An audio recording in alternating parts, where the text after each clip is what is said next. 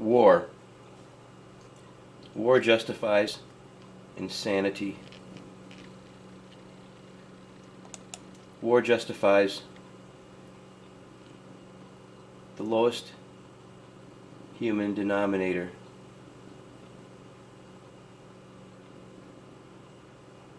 Bringing humanity to its lowest denominator, which is always evil. This is a little Christian kid, little baby. Now he's not even a toddler yet. Look at him.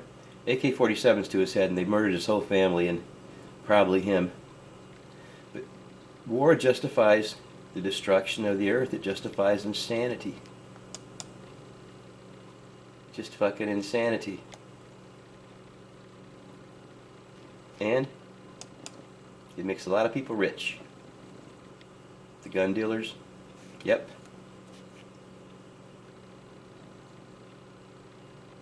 It's for a reason. Now this war is this is the Middle East war here. Photographs of the Middle East war, all the insanity and craziness, and war justifies the destruction of the world on a grand scale.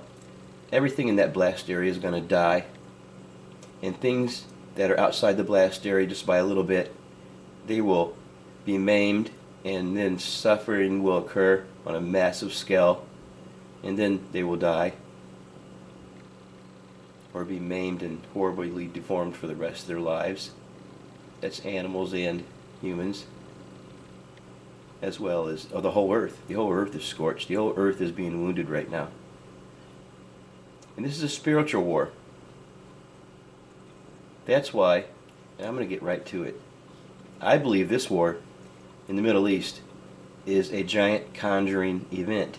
And all wars that led up to this war have been also conjuring events of sorts to gain the technologies in order to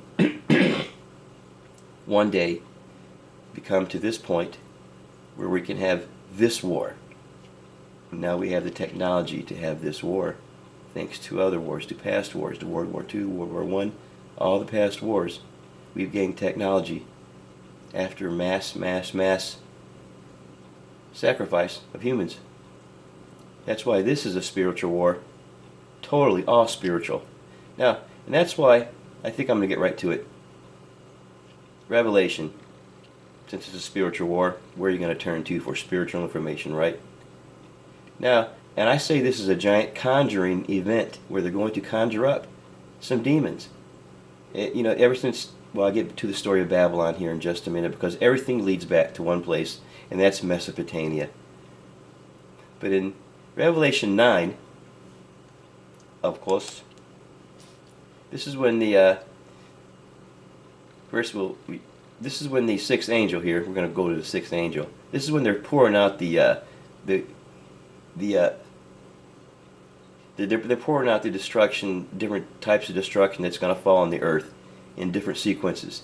And this is the sixth one. I think it goes to 7. So this is the sixth guy. Things are already happening. Things are bad.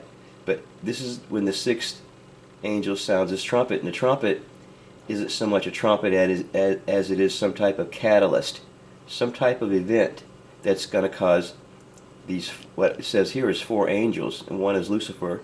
And it says up here, because they had a king over them of the bottomless pit, whose name in the Hebrew tongue is Abaddon, but in the Greek tongue his name is Apollyon. That's Lucifer himself.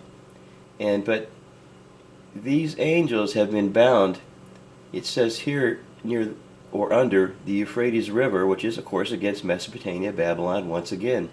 Okay, we're like bookends. One bookend is Samaria, and the other bookend is now. And these 4 angels are loosened, but this angel had a trumpet. There was an event. Something happens that allows these angels to be loosened from this area. And once they were loosened, this time was prepared for an hour and a day and a month and a year. So it's a precise time. Now, it doesn't say only God knew about this time, or only the angels knew about this time. He didn't say anything about that. So there's people that know when this time is. And who are these people that know when this time is? Well, of course, we know who those guys are. It's these guys, the leaders of the world. They know when this time is. They've got inside information. Okay, but let's now. So something's going to happen I call it a conjuring event, a giant conjuring event, like a big seance with lots of human sacrifice.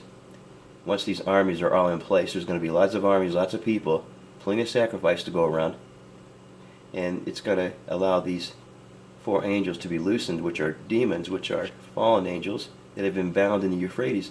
Now, if you go to Revelation 16, that was Revelation 9, it's just the same story, a different interpretation, but it says the 6th angel poured out his vial upon the great river Euphrates, the vial, the event, the catalyst, whatever it is, on Euphrates, and the water, here it says the water is actually dried up. Now, if that giant dam on the border of Syria and Iraq would burst or be bombed or something happened, and that reservoir would empty out, it would cause a lot of damage, a lot of chaos, of course, downstream in Iraq. But upstream, it's a series of dams on that river, Euphrates. Upstream from Iraq goes through Syria and then Turkey. They could just shut the water off to any one of those dams, or all of them, and totally stop the flow of water to the Euphrates in a very short time. In that way, the flood wouldn't continue, to keep flooding Baghdad and all that, and the water could easily just be shut off. That's just a thought. Now, of course, the unclean spirits come out of the mouth. That means they speak the same language. They represent, they're the liaisons of this Satan. And what do these things do once they're released from this area under the Euphrates? After this big seance happens, of course, it says here they kill 1/3 of men. Now, when it says they kill 1/3 of men, I think that just means that the men that are around this area during the time of the event, during the time of the giant seance or conjuring event, to bring these guys up from the past, from the days before the flood. And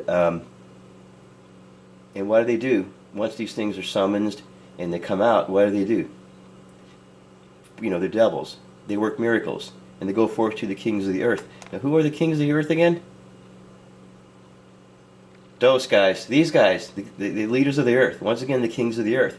And these demons go out to the kings of the earth. Now, you just don't go knock on Obama's door or the prime minister of the UK's door or Putin's door. You have to be invited. That's why I said these people know this is going to happen. They know what's going to happen. They're waiting for it to happen. And when these things are released, they're going to be welcomed with open arms. They're going to be anticipated. They're going to have ceremonies, and they're going to have dinners in their honor. They're waiting for these people. They will have an audience with the leaders of the world, no problem. And from what are these are demons that are going to be conjured up in this event. This war, this Middle East war. Now, like I said, this is a spiritual war. These demons will be conjured up. For the men, these guys, the men that are on the ground during this time will probably be, 1/3 of them will be sacrificed. 1/3 of the soldiers will be sacrificed, or whoever's in the area. 2/3, and what I believe is 1/3 will not accept this Antichrist or this devil. They'll see through it. 1/3 of them, and they'll be killed by the other 2/3. And then what happens is these demons go out to these countries, to the leaders of the world, to the leaders of the world, and they tell them how it's going to be, what's going to happen next.